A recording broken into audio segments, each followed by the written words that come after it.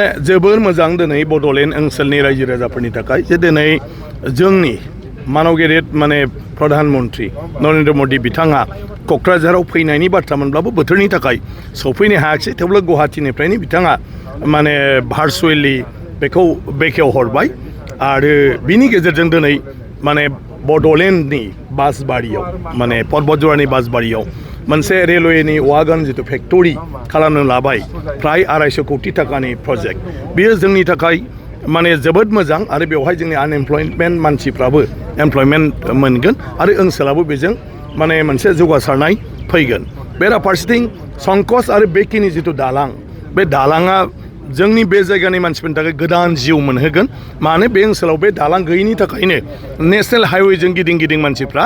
खाथि खालानि जायगायावबो थांलाय फैलाय खालामनांगौ जायो अदेबानि बे दालाङा जानाय लोगो लोगोनो दा मानसिफोरनि थाखाय गोरलै राहा जासिगोन आसाम मालायावबो गोबां खामानि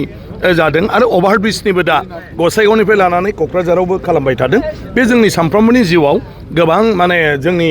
माने आंखालखौ सुफुंगोन होननानै आं सानो आरो बेबायदिनो गोबांथार माखासे हाबाफारिनि बाथ्रा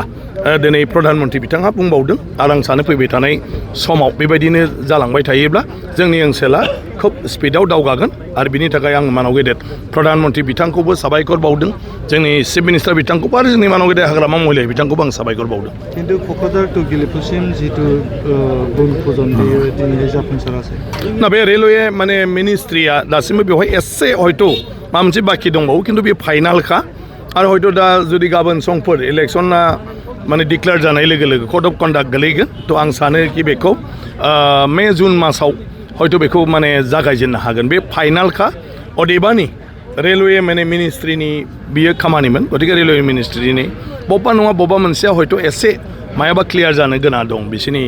माने एस्टिमेटआव बा मायावबा हयथ' बिनि थाखाय थाथ'दों अदेबानि बे जाखागोन बे खाथां